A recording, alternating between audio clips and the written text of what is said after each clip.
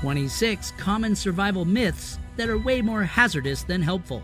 Getting abandoned in the Badlands for an unknown person is no less than a nightmare.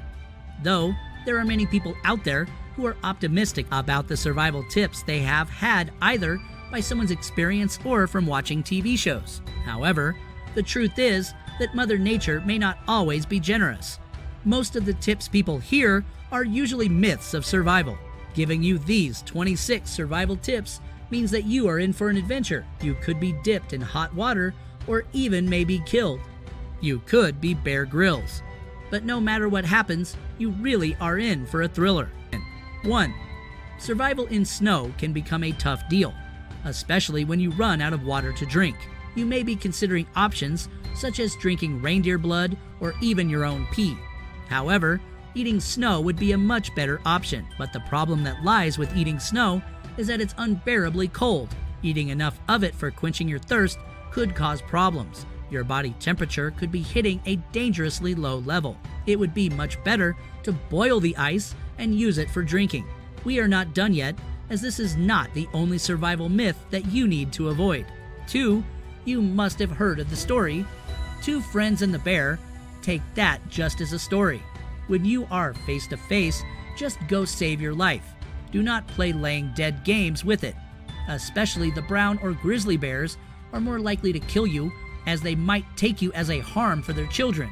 And if we talk about a big black bear, you will need to battle hard for life. 3. Make a shelter with its side leaning against supporting beam-like branch. They are easy to make. You just need a couple of branches and you will have a great shelter. However, the odds are that they won't keep you safe from extremely hot or cold weather, and even not from predators who can easily wreck it. 4. Bigger is not always better is rightly said, especially when it comes to survival. Don't burn your branches to make your fire bigger and your shelter weak. As if all your hard work is put into making a fire, it could be blown away within seconds by a rainstorm or heavy winds. So pay heed to your shelter first. 5. Fires in a cave look romantic just to the extent of movies. Yes, that right, keeping fire inside a cave for your own comfort is not a good idea, as the heat makes the rocks to expand, which break upon expanding. When the rocks break, they could kill the people inside or serve as a barricade, and you will be yelling for help in a trapped cave. So better keep the fire outside. Number 6. Wet matches could be really a pain in the head, as they won't lit up until dried. Adventurers who have had to travel in the rain or who have to cross shallow rivers by walking through them must not have matches in their pockets, or else they will have to suffer, as the moisture in the match heads would be making it hard for lighting them up.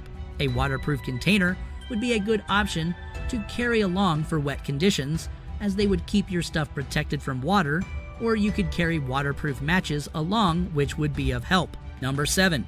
Eating in a jungle is a mere concern, especially when you're out of stock. Eat whatever animals eat. Yes, when you are out on a food hunt, you must have the idea in mind that what's good for the birds and squirrels is definitely of no harm to us, but not every time, as the animals can eat mushrooms and other toxic things too that may harm the human body. Don't end up getting intoxicated, so don't always eat whatever animals eat. 8. They said eating raw meat and seafood on a journey is safe.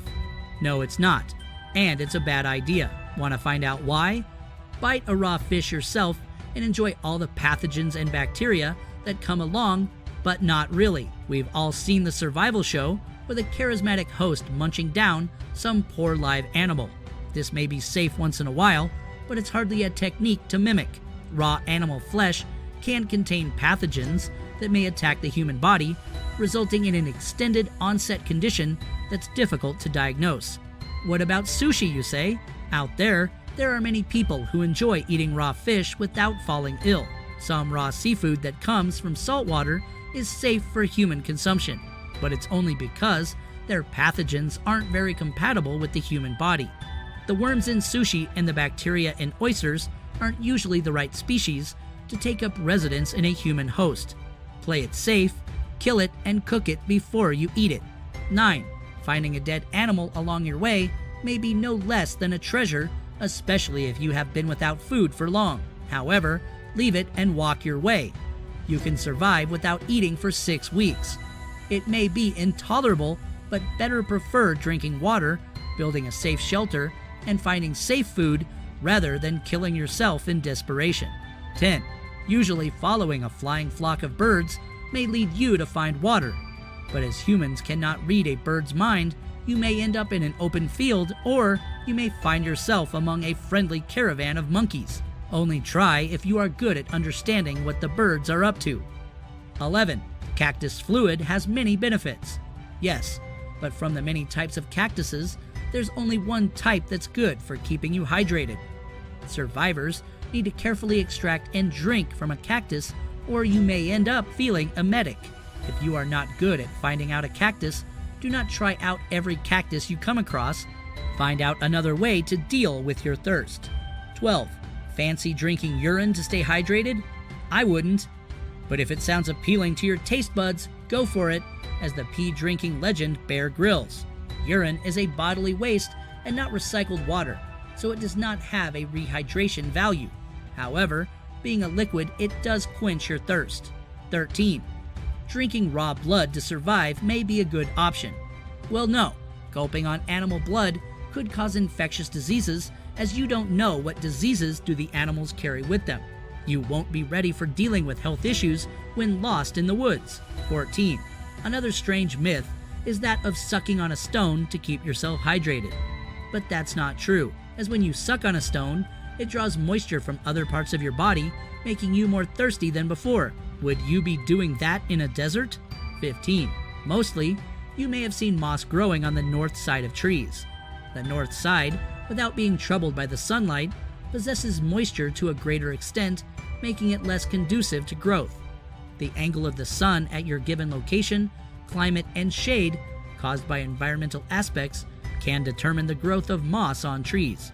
16. You may have seen many scenes in movies where a person sucks of blood from a person bitten by a snake and saves their life. But that's all drama. In fact, when you put your mouth to the wound, it adds more spit to the wound, and your mouth gets contaminated with poison. The best thing to do is to hold the area tightly so that the poison does not spread, and to seek medical assistance quickly. 17. Drinking liquor does warm you up, and there is nothing better than having a shot in the cold. But due to the alcohol, the surface of blood vessels dilate, making it more prone to the cold, and this causes a problem in the functioning of all body organs. The best thing to stay warm is coffee. 18. Frostbites can be irritating and make you handicapped. You feel the urge of getting rid of them as soon as you can, but rubbing the frosted skin is not a good idea, as frostbites form when sharp ice crystals penetrate your skin and tissue, and rubbing them is equivalent to rubbing sharp icicles into soft tissues. Instead, give the affected part a little heat and wait for it to get normal. 19.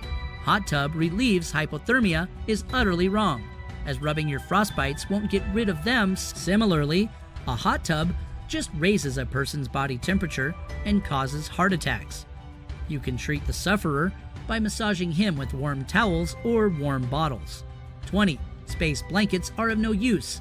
You may have seen them in sci-fi movies. However, there were mylar-coated emergency blankets in some movies, which indeed are useful, as they reflect the infrared energy and hence save you from the heat. You can stay safe by covering yourself in one of those. 21. Punching an attacking shark wouldn't be an idea. Moreover, not everyone has the expertise to hit it on its nose with accuracy and perfection both. The best thing to do would be to place a rock-solid object between yourself and the shark, or try hitting its eyes and gills. 22. If you ever get caught in a rip current, swim parallel to the seashore. Mostly rip currents work at a specific angle, so in that case, you may be swimming parallel along getting ripped out. So it's better to swim along the shore and also towards it. 23. The idea of wearing cotton kilns as primary clothing in winters may not be cool enough, as it may cause hypothermia. The fact behind is that when you sweat, the cotton absorbs it and your body begins to turn cold instead of staying warm. This cold caused can cause hypothermia. 24. GPS is your best friend accompanying you on your journey. It's a great navigational tool, helping you with direction wherever and whenever you need. And it also tells you about your location. It is useful as navigation is not just about knowing where you are, but it is about knowing where to go as well. 25. Thumbnails could be good enough for you to test wood. You may have heard that if you can dent a piece of wood with your thumbnail, the wood is suitable for starting a friction fire. This myth just won't seem to go away, but it doesn't hold up. Some denser woods are fine for friction fires, and some softer woods don't work at all. When the thumbnail test works, it isn't an affirmation, it's a coincidence. 26.